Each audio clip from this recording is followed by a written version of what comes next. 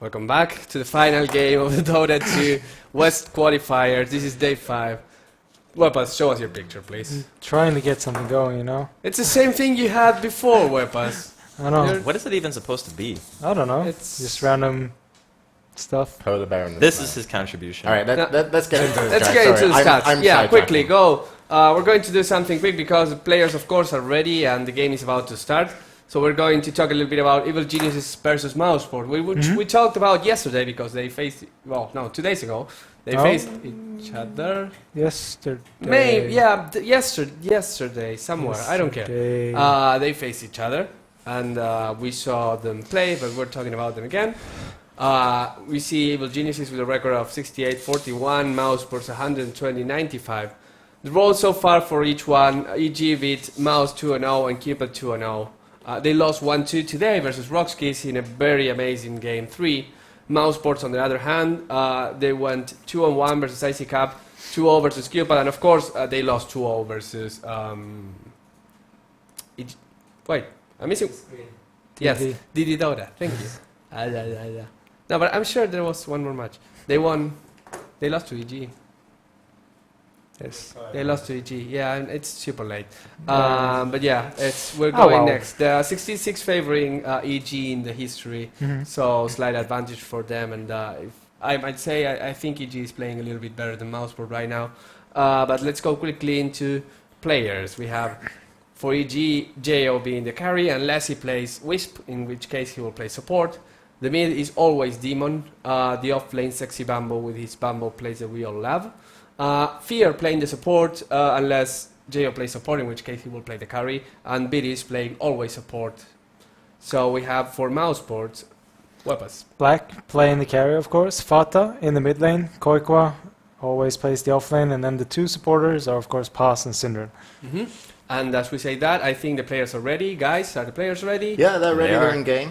Nicely Great. done, Bruno. I was a bit worried you're going to Bambo that segment halfway through, but you came out strong and you hit your Stats. You never go full Bambo, James. Okay, but we're going to lose one of these teams here today. That is the storyline. One team will stay in the tournament. We will get down to the final 3 of this best of 3 matchup.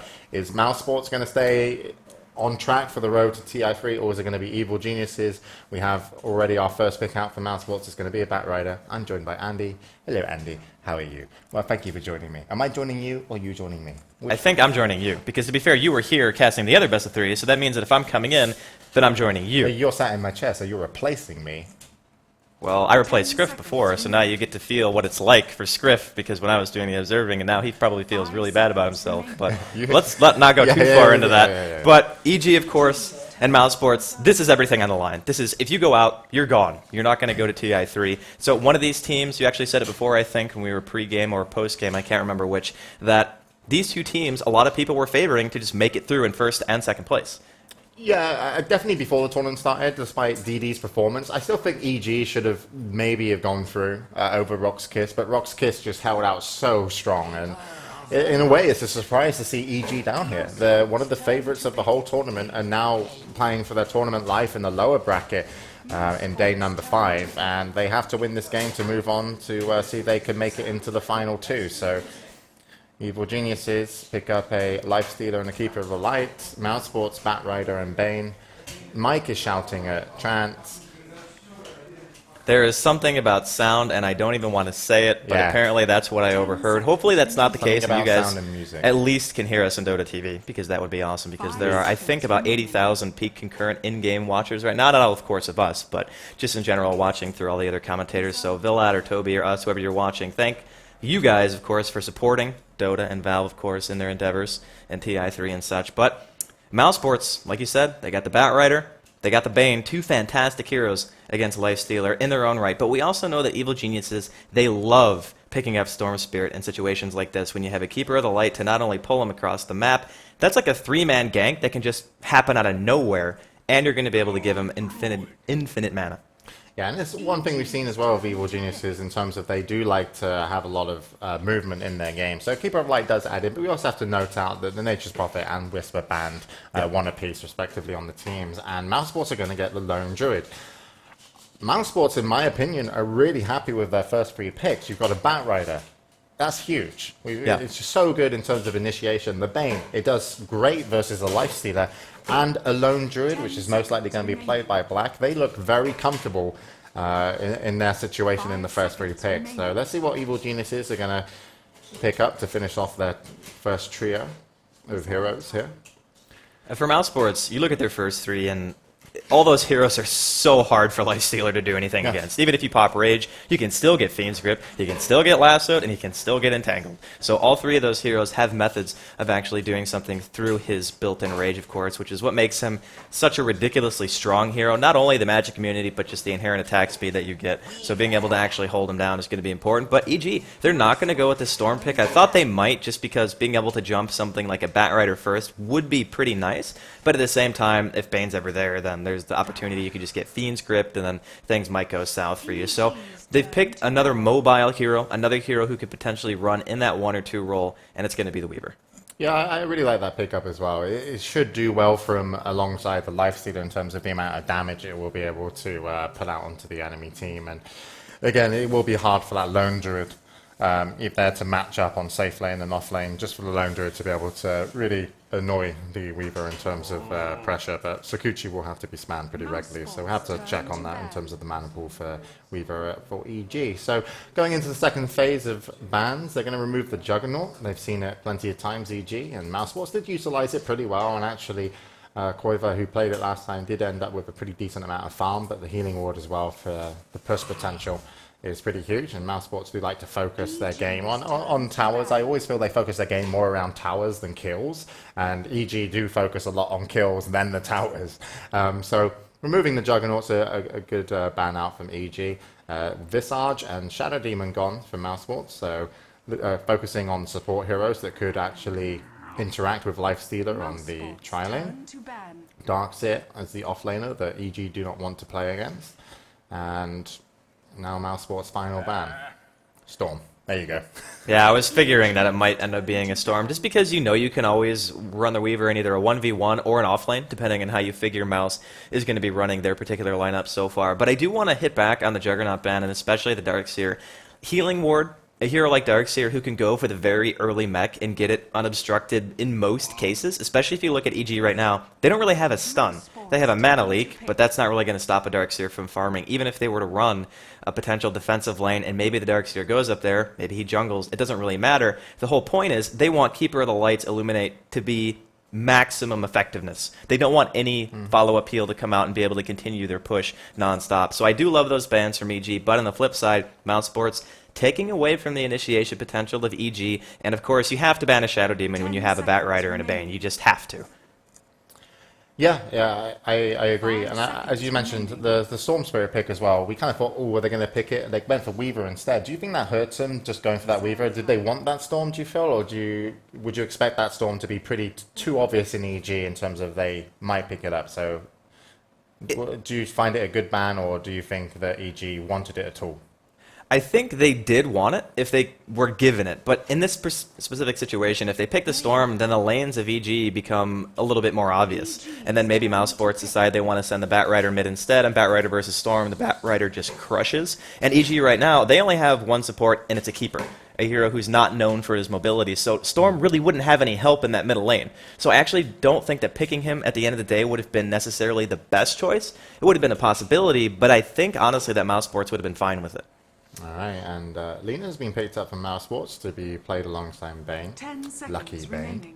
And EG are going to pick up a Night Stalker mid, so adding a little bit of frontline tankiness potential to their team fights alongside the Lifestealer. And that does cause a little bit of problems for Mousesports in terms of just two pretty tanky heroes. They don't now have to focus their efforts just on the Lifestealer in terms of when it comes to the big team fights and you use the Bear on him, and as you mentioned, the Bane and also the Batrider, you've also got a Night Stalker, which can really shut down your back line if you do focus too much on the Lifestealer. So I quite like that pickup in terms of tankiness, and the Gyrocopter picked up as well. So we could be seeing now a Lone Druid offlane for Mousesports. Haven't seen that for a while, but do you think they also might run the Lone Druid safe lane and do an offensive try with the Bane and Lina? most of the time when we're talking about mouse sports, the only thing that you can be certain of is wherever Black goes, he wants to get farm. Safe So, yeah, I mean, it could be the safe lane, but even if he goes with the tri-lane, say he wants to play on the lone druid and they want to just sit the Bane and the Lina down there with him, they could still put the Gyrocopter mid against something like a Night Stalker, still put the Bat mid, or much more likely to see the Bat either jungling or in the off-lane role. But for mouse sports, their team is actually very tanky as well. Bane, very nice stack gain. Of course, Bat Rider, his strength gain is phenomenal. And then you have Lone Druid. So it's an offlane Lone Druid, yeah. Yeah, I mean, it looks like Quake's going to be playing it. So Black, like we were talking about, he's just going to get the farm. It just depends. Both teams looking to go for a safe tri-lane. So I have to feel as well that maybe the fact that they just want to turn up and play what they know, play something that they feel is safe. Even though Mouse Sports did lose out to EG a little while ago, I'm sure that they are going into this game, as we said before, thinking and knowing that they can win. Because all the teams here today, all 4 teams can beat each other, and it was so evident when you saw Rock's Kiss versus EG and how close that game was. So we're already in game. This is going to be the last best of 3 of today, and one of these teams, unfortunately, won't be going to TI3. The other, the winner, the victor, will stay in the tournament and play on tomorrow from the lower bracket. So let's go over Mouse Sports first while the game is paused for just a moment. Playing the Lina is going to be Cinderin. He's got a lovely hat on that Lina as well. On the Lone Druid, we've got Quadva. Quaver. He's going to be going off lane on the Lone Druid, we expect. Playing the Bat Rider is going to be Fatter, their mid player. Paz going to be handling the Bane, and of course, the man that if you're a Mouse Sports fan, you should have faith in, or at least trust, it's Black on the Gyrocopter. And then, of course, on the side of EG, the old man of Team EG, and he's really not even that old, it's just funny that he has that nickname in general, but it's going to be Fear playing on that Rubik Lifestealer, going to be played by Jo, going to have Night Stalker being played by Demon. Thank God there's no Omni Slashes in this game. We got Weaver, going to be played by Sexy Bambo, and then finally, Keeper of the Light, going to be played by Beatus. So, the lineups. Obviously, the carries are just looking for their farm, and that's going to be pretty evident. But what do you see happening in the early to mid-game phases? What kind of strategies, what kind of rotations can you expect people to want to take advantage of based off the lineups that you see here? EG, the name of the game is still going to be aggression. You don't pick a Night Stalker, a Weaver off lane, and then a Lifestealer to not fight mid-game. I mean, they still want to fight. Of course, you have the Lone Druid, the Bat Rider, the Bane, great deterrents for heroes like EG have, but there's just so many heroes on the side of EG that you want to lock down that it actually becomes quite difficult to deal with all of them. So I feel like EG, for the laning phase, they're probably going to remain pretty stagnant, maybe get up some farm, wait for the first night, and then we're really going to start seeing some movement out of them. But they have to be careful, because Mouse, they have a team that can punish you really hard if you overextend. Yeah, let's see if they're going to be able to do so. And currently, we got 5 members of EG just heading into the jungle, looking to get their wards out. They might meet the 4-man squad of Mouse Sports. Cinderin is going to be able to spot them out on their Lina and be able to back off in the daytime, as you would have been able to spot that from a pretty good distance. We've also got on the off lane, as that fight will probably not occur, as Cinderin was scouting out. We've got the Lone Druid played by Quaver. And he's going to have his Spirit Bear basically just go up to the lane and start pulling the creeps back to his tower, which is a pretty easy pull, as we mentioned, because they're not against a Bane, so you can't Nightmare it. They don't have any kind of stuns, and that bear will actually retain quite a bit of its life every time it comes back, I'm expecting. So a pretty good pickup and a good position for that Lone Druid. And we even have the in-game pennants here. You can see that Mouse Sports actually have slightly more fans right now. It's not really a surprise. They just, especially Black, like, you gotta love the guy. If you ever met him in person, he's like the nicest person in the world, and he's a phenomenal carry player. So regardless of who you're voting for in this particular best of 3, one very beloved team is going to be leaving us here today. So depending on who you're voting for, hopefully, maybe it's going to be Mouse, maybe it's going to be EG, we're not sure yet. But we are sure of one thing, as the laning phase has shaped up, and EG, they've anticipated the off-lane Lone Druid, and they're going to be aggressively tri-laning down here against Black playing on the Gyrocopter. How do you feel this works out for Mouse Sports and EG, having that Weaver on the lane with now 2 supports, Fear and Beaded? Well, in terms of aggression, it's going to be pretty difficult for Mouse to do much of anything. But again, it's all about the punish. It's all about finding the Nightmare maybe on Bambo when he's amid Shikuchi. I know that they've actually brought Sentry Wards to the lane, but they've actually already expended both of them, so they're not going to be able to drop any more. And I do believe that it's going to be incredibly easy for EG to contest the pull just because of how mobile at least Bambo is, and he can Shikuchi in, look for the CS and things like that. So I do slightly favor EG, but at the same time, they have to succeed here. This is an all-in maneuver, basically, and we can see Synderen. He realizes that there's a Keeper of the Light, and he just throws out the stun to secure that Centaur.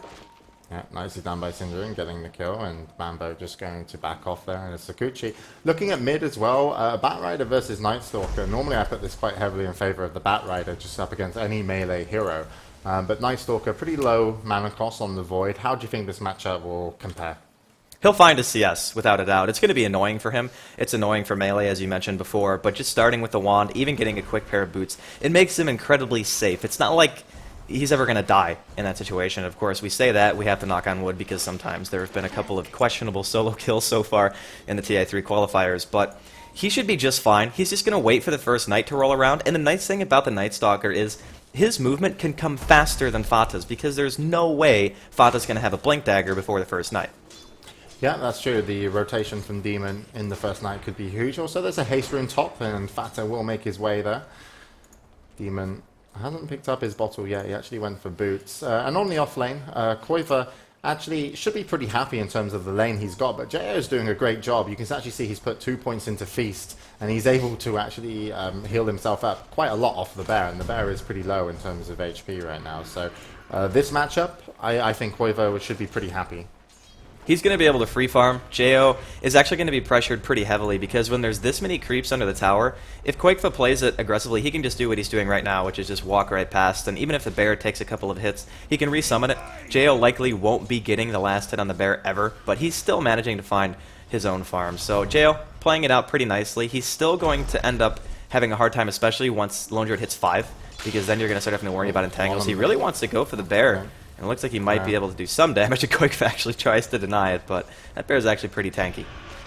Yeah, but I definitely think Jo is doing a great job. He's currently 12 last hits, now 13, 3 above his opponent. But let's go back to bat lane. This is where something should start kicking off once the heroes get a few levels apiece. So we'll see if the Illuminate is able to connect from Beedis, and that might be a sign to go. Synderen is a pretty squishy target just on the level 2 Luna. Even Paz on the Bane, but has a little bit more survivability for him and his teammates. We've even seen a rotation actually coming out of EG as Rubik has teleported to the top lane, and they want to try to go on Quakefoot right here. Fear does not have boots, but Jo, he's going in right away. The open wounds is there. Can they actually secure this kill? Fear waiting a very long time to use telekinesis just to ensure that he gets the maximum effectiveness out, and that telekinesis might have been enough. The salve is there. Fear throws out the auto attack, and it's going to be the first blood coming out from EG. Brilliant execution. Fear waiting until the absolute last second for that telekinesis. Yeah, it was only a level 1 telekinesis as well, so he didn't have much lift time. So really, really nice call from Fear to be able to make that lane just go not heavily, but convincingly now in JO's favor. That's going to set back the Lone Druid Qualifier quite a bit, and JO is going to be super happy with his levels and additional gold that he got. But the first blood, of course, did go to Fear. We can see Quakefoot doesn't have a bear here for another 80 seconds because he had to resummon it in the lane against Jo, of course. So that's like a double whammy. But bottom lane, Bambo going to be taking some damage here from the Rocket Barrage. He won't be able to get away under the guise of the Sentry Ward. Paz manages to get that extra auto attack off. They get the kill. They trade basically 1 for 1 right now. But I still kind of have to favor EG just because they realized that their bottom lane wasn't going as well as they wanted it to. They make the first rotation. Now Fear's going to be able to gather as much experience as he needs. And when you have a Keeper of the Light, going back into the jungle really isn't that big of a deal for them. Yeah, Keeper of the Light will eventually always find his farm, and he is played pretty well in the jungle also, so if he wants to pick up some farm there, he can. Bambo now is going to be level 3. He is most likely going to be able to stay on this lane. Just got to check on sentries on the team. There is actually no more sentries for the team on the lane, so Bambo should be pretty safe down here, and he's turned into now just that off-lane weaver. Across top lane, we can actually see some pressure almost coming down on the tower here from JO and Fear, but actually just going to get the last hits under the creep wave. Now it's some pressure onto the tower, and they're actually using Glyph on this. I'm not sure if that was a great call. Well, just maybe delaying the push a little bit longer. If anything, there's not really a high chance that EG are going to be pushing another tower within the next 5 minutes. I mean, it's only 5.5 minutes in, so if you use the glyph right now, buying as much time as you can isn't really a horrible choice, but it doesn't look like EG have any intention of backing off. We actually see TPs now coming up on the side of Mouse as Cinderin playing on that Lina is going to come up here to join Qualifier. So this might be enough to actually push EG back for the moment, but I do believe in the end they're going to want to kill that tier 1. Yeah, and EG have won the exchange as well, because Bambo should, if he hasn't spotted the supports there yet, but he should have a really easy time and get a pretty decent amount of farm and XP on his Weaver on the offlane. In middle, just checking in on Fata on the Batrider, Demon on the Night Stalker. Fata currently leading the way, 34 last hits. He's actually top of the board right now, just over the Gyrocopter, also on his team, played by Black. Going to put down some pressure onto Demon. There comes the lasso. He's backed up by Cinderin and Paz. The stun just flips Demon. Is he going to be able to go down? Surely he will. He's used his one charge now, but there's the flame break. And Fata will pick up the kill. Almost got away with his life there, as it just turned nighttime. Yeah, that wand almost saved him. I would have been very, very sad for Mouse if they didn't end up getting that kill. And I can't believe that Light Strike Array hit. That did not look like it was going to hit to me when I first saw the animation, but it was like right on the very edge. So Cinderin going to be quite pleased with himself. But 2-1, and they managed to get the Night Stalker off the map. That is one of the best heroes that you can kill in the situation, because when he's off the map, there is no pressure in the world for Black in this bottom lane, and even with just 2 heroes, they would have forced a reaction at least to try to save Black, because if you see a Night Stalker and a Weaver, they can kill Black by themselves, no question about it. So not having to be pulled across the map, making the first move, going to be really important in this game 1. EG now looking to put some pressure down on the top lane. Just saw an Illuminate spam come out of the Keeper of Light, played by BDiz. Tower is very low. Bear's actually going to get picked up and put under some pressure, and they can probably just take this bear out themselves, or even going to put open wounds on it, as Jo wants that bear dead. He will probably be able to escape, and comes another Illuminate, but won't help, and they're going to go on the tower. But their creep wave is now gone, in terms of way past the tower. They've got to watch out for a deny, but they will get the last hit, and it will be on Jo that pops Rage to do so. So big wins here in the early game for EG, despite the mid kill that Mousesports were able to get. Demon turns up with a smoke. Level 4 in Void, 1 point in Silence, as well as a Hunter in the Night, and they're going to go on Qualifier, the Lone Druid, and he drops very quickly. Really nice rotation there from Demon. Buying your own smoke in a game like this when you're a Night Stalker, that just ensures that your roaming is going to be successful. And really, it's not that big of an investment. It's 100 gold. That's 2 CS. And they're actually going to go on pause here in the top lane as well, getting caught completely out of position. Here comes Fata. He's looking for a lasso. He wants to find Jo, but I think he might have to settle for Beataz instead. Might not even have to use the lasso. Yeah, looks like the sticky napalm and the haste rune going to be more than enough to get the kill and behind enemy lines. He's got haste. And Demon only just managed to escape after Cinderin hit a Light Strike Array. He's going to try and deny himself to the Ancients. Is he going to be able to do so? And he will die to the Ancients, the neutrals. Fata will now use his lasso. He's going to pull Fear into the fight. Bear will swipe him down. So Qualifier gets a little bit of revenge. But yeah, 2 fights going on at once there. They did chase Demon down the bottom. Cinderin did a good job hitting a pretty decent Light Strike Array. But they weren't able to pick him off. But they got to be very thankful that Fata had that haste rune. They just killed Demon again, too, which is like the worst case scenario for EG. Again, getting him off the map at this stage is so unbelievably important. 9-minute blink, by the way, on the Spat Rider. That came up. That's an incredibly fast blink, and they could not be happier with how the kind of mid lane has gone. And they've still got Black farming well. You know, he's not at the top, but he's stayed on his lane. He's got good levels. He's got 47 last hits. Bambo also, though, has been given a lot of free time. He's up to 31 last hits. So EG have created a nice bit of room for this Weaver, and I wonder if they're going to use him similar to how he played his Nature's Prophet, in terms of just have him really push out the lanes and split push when it comes later in the game. Because it looks like the rest of the team are pretty content with putting down some early game pressure, as Demon is going to use Darkness, his ultimate.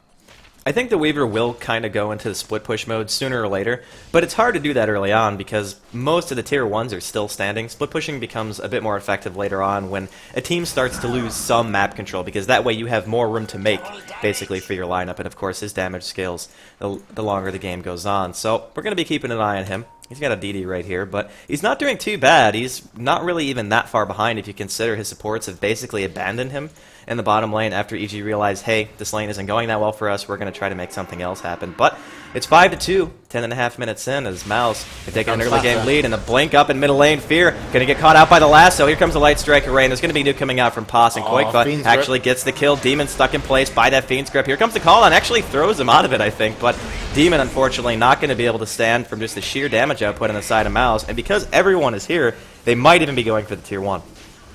Really, really nice plays. You can see how dangerous that early Blink Dagger has been. Just moments after it was bought. It was bought at 9 minutes. It got used, obviously just under the 11-minute mark, but it secured now 2 big kills. So Mouse Sports will get some pressure onto this tower. And the Keeper of the Light, Vidiz, he's level 5, 3 points in Illuminate, but he's nowhere near getting close to finishing his mech, and obviously he's going to go for that. So EG, it feels like to me EG need to get some picks, get some kills, slow down the farm, slow down the team of Mouse Sports. But Mouse Sports are very content. But look at this, Bambo, Sakuchi middle. He actually brought in Jo with a Sakuchi, and they are going to take down Fata. It's a good pick-off. It's a nice kill. But when you've already got that Blink Dagger out, it's just a kill at the end of the day. It doesn't change how the game flow is going to go for a moment, but it will give EG a little bit of breathing room, and also nice for Bambo to get that experience. Good play using the Sakuchi and Infest together. As you mentioned, though, it's like, yeah, it's a great kill, but at the end of the day, you got to get something more, especially from a team who has a Lone Druid in the late game, a Gyrocopter in the late game. You're going to have the Lifestealer and the Weaver to some extent to fall back on, but Black right now, he's out-farming the Weaver, of course, in that 1-versus-1 matchup, and then you have a Bat Rider who's almost maintaining consistent CS with your Lifestealers. So I feel as though Mouse, they're still looking pretty comfortable here, even with that 1 death. And BKB going to be coming out from Black. Looks like that's going to be his first item choice. And it's not really a bad one, in my opinion, just to keep yourself safe, especially from eating an Illuminate. Just the magic damage output. Avoid an Illuminate and a Fade Bolt. That is quite a bit of burst damage that they can put out on the Black. And he's already gone for the Treads and the Bracers too. So you know he really just wants to tank up, be able to sit there on the front lines, get his call down out, and try to do some extra damage with that Flat Cannon. Yeah, agreed. A very safe choice, and rightfully so in this stage of the tournament. They're on a lower bracket, and they are both playing to win. Also, Jo, we can see, has picked up his Helm of Iron Will, so he's going to be heading towards his armlet, but that's going to take a little while, and Mouse Sports are going to put some pressure now, as Fata will be blinking, and he's going to pick up Vidiz. He'll be dropping very shortly, and Cinderan's like, Laguna Blade, good spell, use it firstly. Always forget last hit. What's strange about that is, if you look at the word coverage from EG, I don't know how they didn't see that one coming. That was like, that was a feed viz right there. But, of course, Mao's going to be quite happy with their pick. They also managed to get the tier 1 in middle lane. Bane actually picks up the kill on that. So, Mao's, we talked about how going into this they were going to be the underdog, but in game 1, it just seems like EG aren't playing like the EG we've known them to be so far in the qualifiers. Yeah, they aren't finding their picks. They're not able to use that Night Stalker aggressively in the first night. They did get a kill off bottom, but Fata is just, he's a big problem for the team. You have to be so aware of where you are. Like even Vidiz, where he got picked up middle, he was behind the tree line, behind the tier 1 tower, and Fata was like, I'm going in. And they were easily able to pick up the kill with the help of Cinderan's Laguna Blade, which is a very low cooldown as an ultimate goes with high burst damage. So nicely done. Mouse Sports extend the lead 8-3.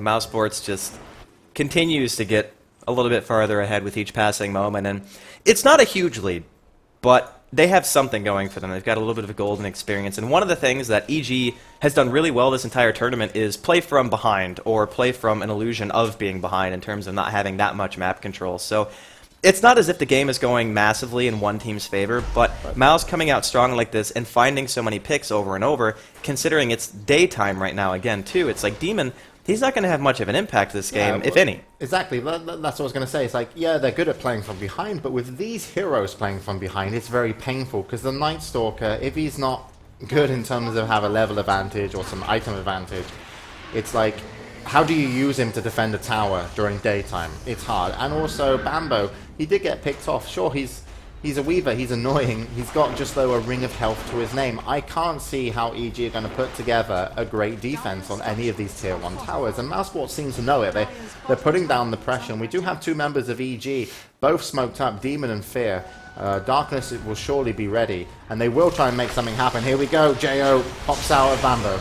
And Cinderin actually going to get the Laguna Blade off, but it's not going to be quite enough damage. Here comes the call down. Fata taking a huge Illuminate here. Double damage. Papa Jo just simply can't secure the kill. Cinderin still living for a little bit more, but it looks like Demon's actually going to be the next one to fall. Pos eating some damage from Jo as well. Now currently chasing down Black. Can they actually get any more kills? This would be a huge win for EG if they manage to take this fight. Koikva still actually at full HP. Bambo continuing in. He wants to find Fata. The Geminate attack is actually not going to be enough, but Beatus, he gets it with one more auto attack. Root on Bambo at the perfect time, and they manage to get the kill. Quakeva actually TPs away, but I'm not sure if that was the best choice. They might have been able to go for one more, and Black very menacingly throwing out an auto attack there on Beatus, and the tier 1 tower is going to get denied by Jo on the way back to base. So that fight, there were so many times when Fata was so incredibly low, they had to chase him forever just to get the kill, and then Bambo gets rooted in place and dies for it. I have to say, I'm impressed that the fact that EG took a fight and took it so evenly. I was sure that Mouse Sports were able to turn it, but they did it perfect, EG, in terms of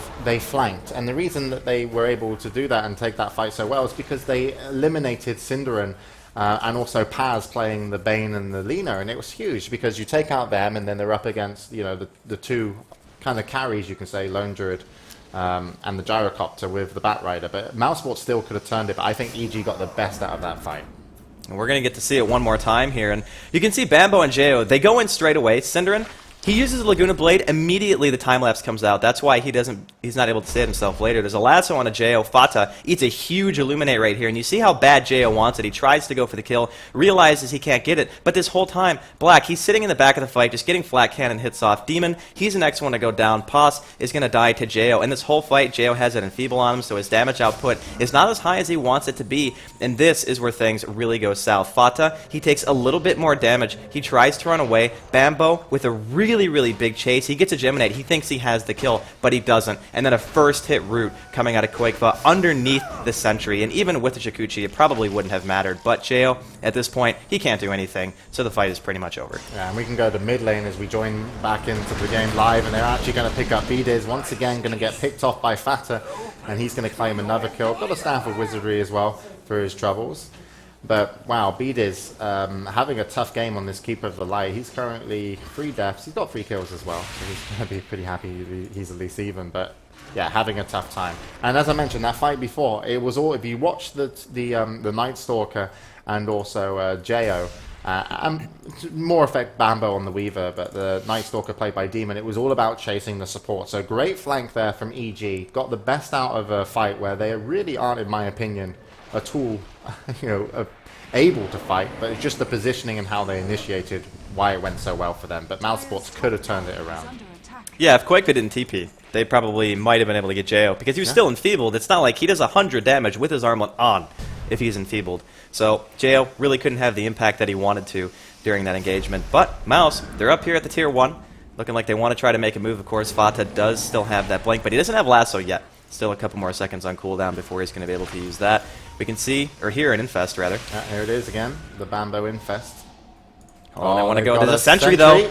Oh, Fiend's Grip right underneath, and the Laguna Blade. Bambo not going to be able to time-lapse that one. Jo, he's rooted in place. He's going to get slowed by the call-down. There is no way Jo's living through this one. He gets bursted down. Brilliant play coming out of Mouse. I don't know how they didn't expect the sentry to be there, but Demon, he's trying to run away. The lasso came up from Fata. There's going to be an entangle on top of it. Here comes the Light Strike Array and the Dragon Slave to follow, and Quakeva, he's in a dominating streak. There are 2 missiles, actually.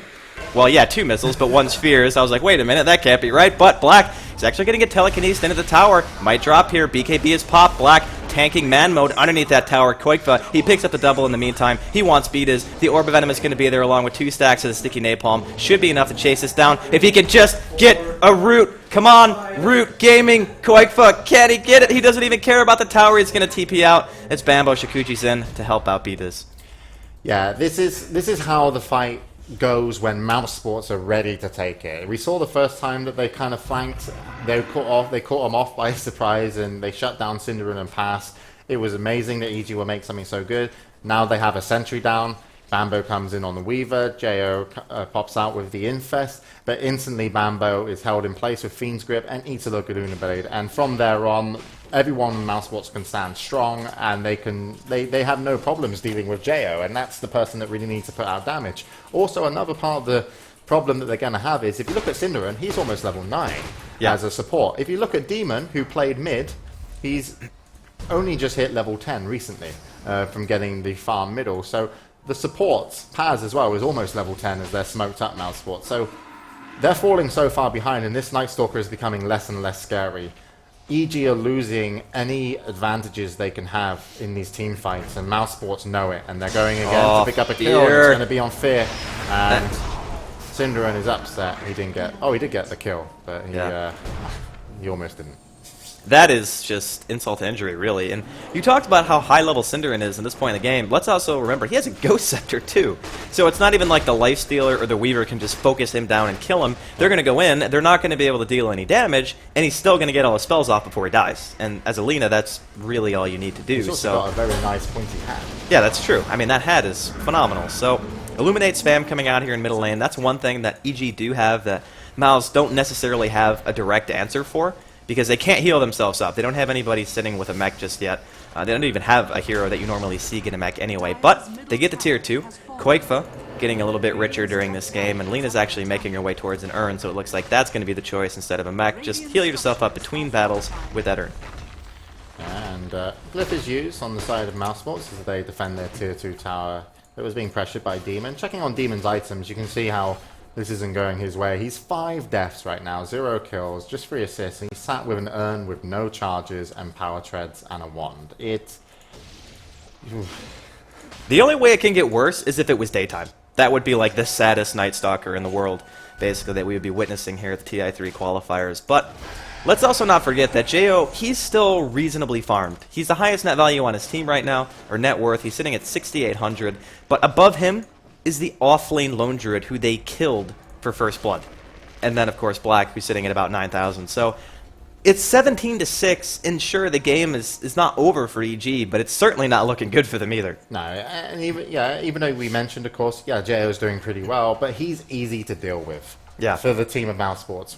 If they don't get a good initiation EG, he's so easy to deal with. And EG are really going to wise up to how this is going to play out. As soon as they go to a tier 2 tower, which looks like they're going to be pushing towards now, as a TP comes in from Cinderin. And they've got sentry wards ready. This tower is going to have a bad time. There's an armlet finished up on the bear. Black has his Yasha and also BKB completed. Flying out is going to be a mech, actually. They've actually gone for a mech on Paz. No, sorry, not a full mech. He's just going to have the buckler and the headdress, so he's a little bit away. There is a mech completed as well on Beaters, playing the Keeper of the Light. But it looks like EG, they can't fight it. They want to put some pressure on the tier 2 tower top. Mouse Sports are going to be happy to take this, and they might even be able to TP down to that tier 2 tower, Mouse Sports. And this situation could be even worse just because of how fast Mouse push in comparison to how fast EG pushes. I mean, you're pushing against a Lone Druid with the Bear, who has an Armlet and Black now, who's managed to get at least 1 semi-damage item in that Yasha after his BKB is finished. So yeah, EG aren't even at the tower, and their tower is dead. Now they're going to be walking in, but you have to imagine that Mouse want to try to do something about this. We'll see if they want to glyph the tower or continue to try to fight. But it looks like they will end up going the 1-for-1. They didn't want to teleport anybody in by themselves, and Demon comes in like he really wants to go, but it's just way too risky. Yeah, and EG got the most out of that, you have to say. They were able to get a tower. They are going to be happy, and they are going to back off. And it really feels like now EG are they're going to be posed on the defense. I can't see Mouse Sports giving them any kills for free, because Mouse Sports, they've still got a tier 2 tower top. They've got Roshan that they want to compete for in a little while. They have the advantage in terms of getting picks, having Fatter on their team playing the Bat Rider. EG, it feels like to me, are going to be the team that are going to have to react or take a fight over Roshan and see how they do. I'd be very surprised if Mouse Sports are going to give EG any kills during the next 5 minutes in terms of any picks.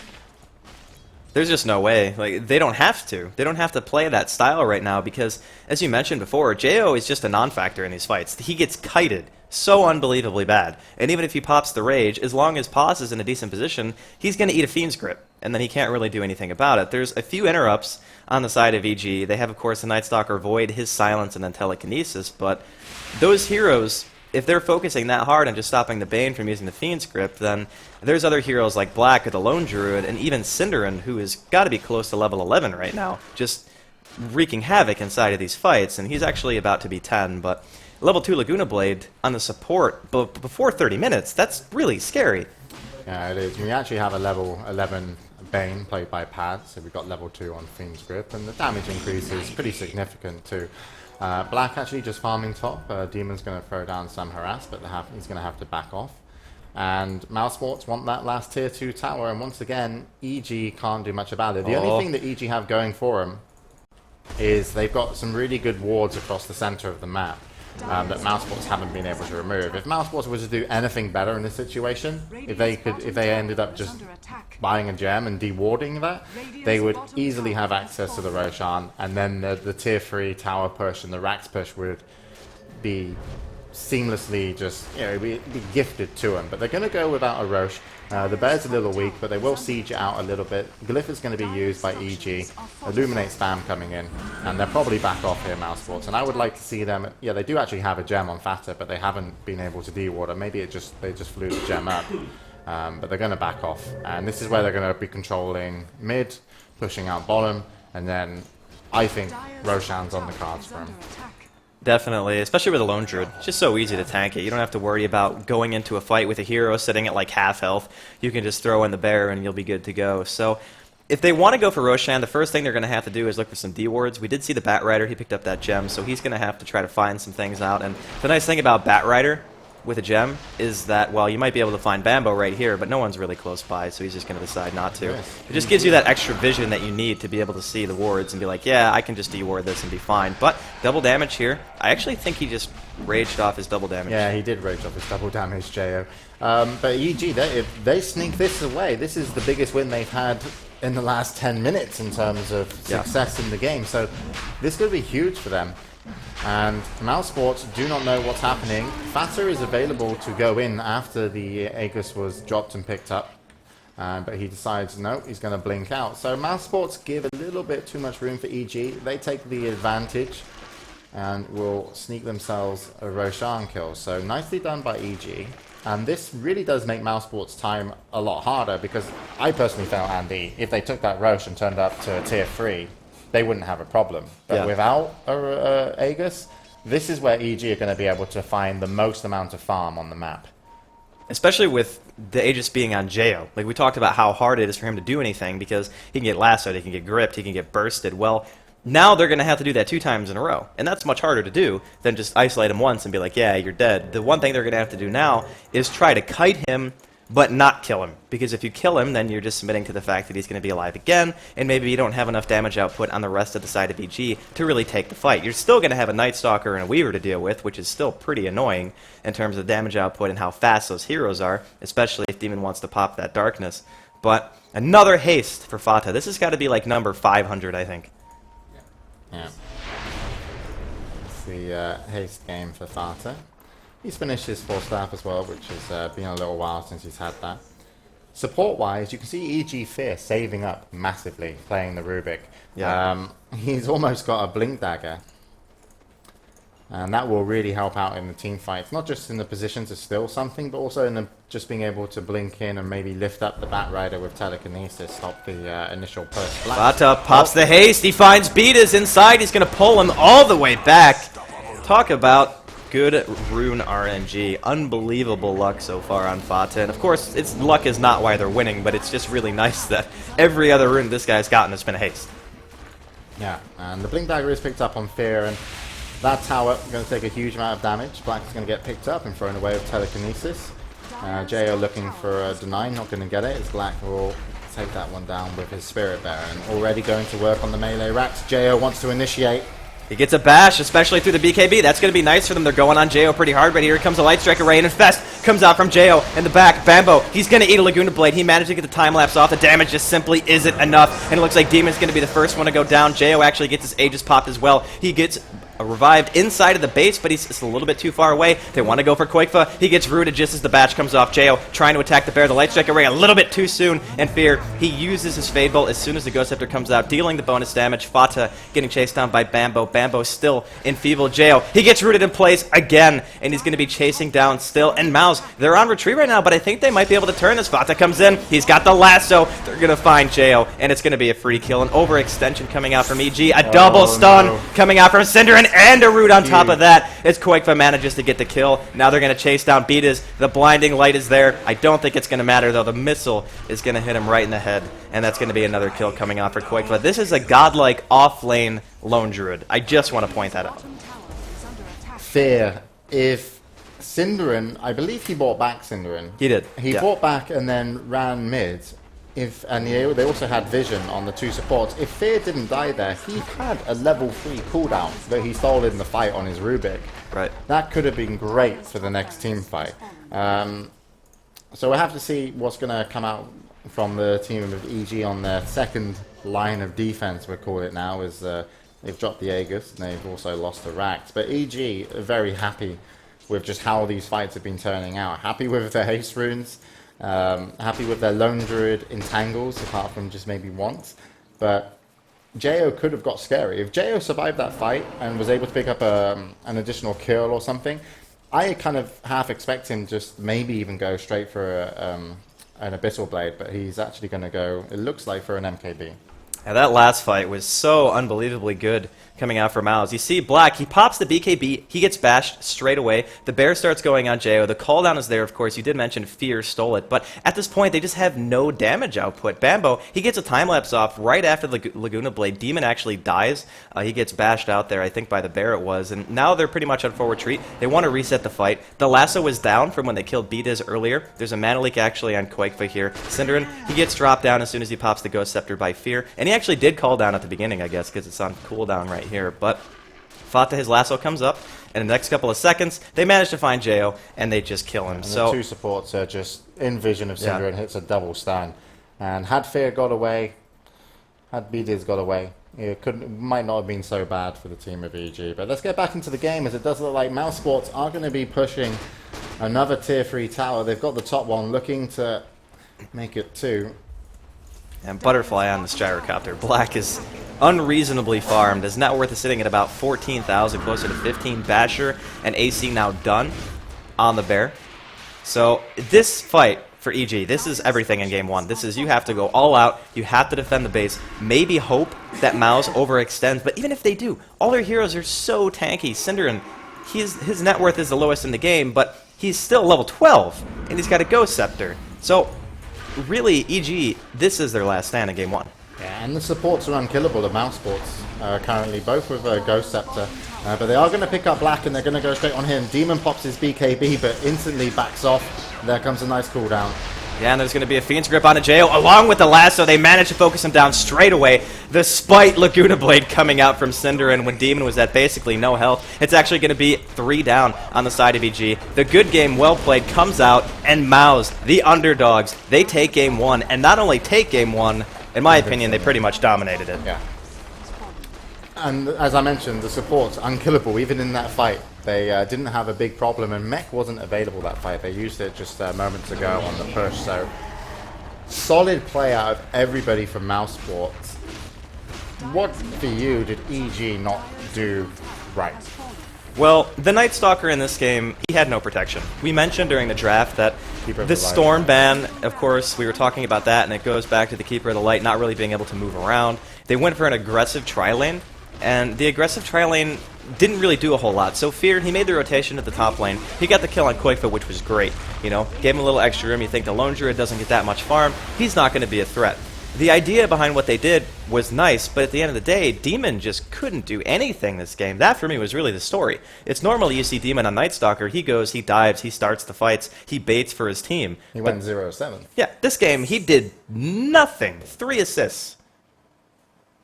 I mean, I don't know what else to say. I mean, I don't want to put it all on one guy, but it's like when you have a Night Stalker, impact hero. Has to be. Yeah. Yeah, and we saw the power of EG when they actually got the fight on their terms across that bottom lane. It was like, okay, you smoked up, you came in, and you went straight onto the supports, and you got the kills. And even when Mousesports were stronger, they struggled, but almost turned it around in the last moments, Mousesports, but still had Fata drop on the Batrider. So EG just, it's kind of like they fumbled their start in many ways. It's ready, set, go, and boom, and they fell over, but Mousesports were fine. I like that. Yeah. I like they just fell flat. It didn't work out for him in game one, but of course we are joined once again by Wepas and Bruno. How do you guys feel about it? It was another stomp, but this time with EG, which surprises us because, I mean, they lost to Rockskis, yes, but they were still a very strong team. They demonstrated that on Wednesday, where they solidly beat the Cupid Red Pandas and and Mousesports. Yes. Yes. So, looking really strong. But then again, if we take a look at the picks, I mean, this was not how it went. No, it was a bit different. We had... Weaver was on off lane and a tri lane Yeah, this was like this. with Weaver. And With they did Weaver. rotate Rubik for the first blood and kind of kept him there. Yeah. The thing is, it all comes down to Demon being 0-7. The Batrider, not only a Batrider wins that lane. I mean, in my opinion, it's really hard to actually get into those runes until your first night. Of course, you can get some last hits, but because you're a melee hero, you're constantly getting napalm stacks and you have to play super defensive. But also, I mean, let's admit that Farah has so much luck with runes. If Demon had gotten one of those haste runes at the beginning of the game, he could even try and do something before even the first night happened, or at least zoned out Farah in the next room. Because when you have a bottle, a haste rune is not only a tool for ganking, but also if the lanes are going okay, it's a tool that secures that you're going to get the next rune. Yeah. You just keep it there, wait until the next rune. When you have vision, you pop that haste rune, you go straight into that rune. And that rune can be a DD, can be a Nimbus, and can be something different that can make an impact. Farah got every single one of them. The rotation was perfect, and even though they weren't really particularly lucky with the entangles on the Lone Druid, it didn't matter because there was always a lasso. I have to congratulate Syndran. Syndran played really well on the Lina. That 2-man stand at the fight right here was crucial. But also, the way the support got away with so many things, it meant that Smouse was very, very dominant, and they took this game one deservingly. Yeah, they played it really well throughout the game, played it patiently down in bottom lane as well. And like Drasko mentioned early on, if EG didn't really get anything out of it, it was so easy for Mouse to capitalize. I mean, if they could find a Nightmare and then a follow-up stun with the Gyrocopter Rocket Barrage, it was like a really easy kill. And they managed to find Bambo once, I believe, as well, when they had a Sentry Ward, once Fear, of course, left, just because he managed to get first blood, but he still managed to get a counter kill. So just overall, really great play by Mouse, and like you said, a bit lucky by Farah. I mean, I believe he actually got like 7 or 8 haste runes. It was ridiculous. Which is quite nice on a hero like Batrider, especially when you have it before your 4-step, because you can just pull them so far away. I mean, it wasn't all because of that, but it kind of helps because you can't stop him from taking anyone out of the fight. It's like you need the lift, and if the Rubik isn't close enough, that hero is dead for sure. Yes. And this puts EG in a very interesting position, being so dominant in Group B, winning 2-0 against everyone they face. Now they're just one game away from being so close to getting to the finals, but now they're almost so far.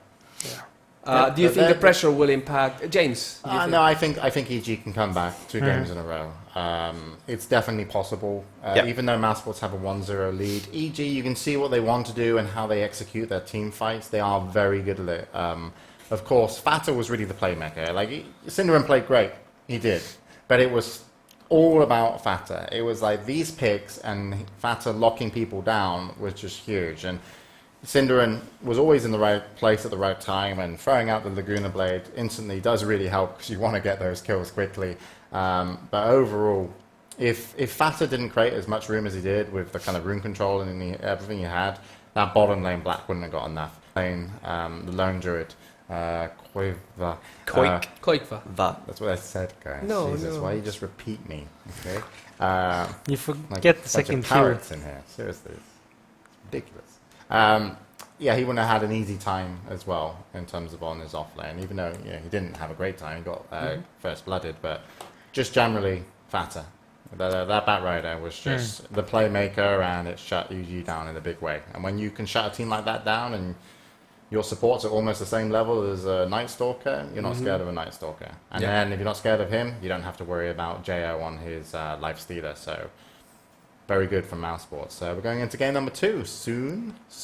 I believe both teams are actually ready. Yeah, I think we should start. Okay. Both teams are ready. So Let me just do a double check here.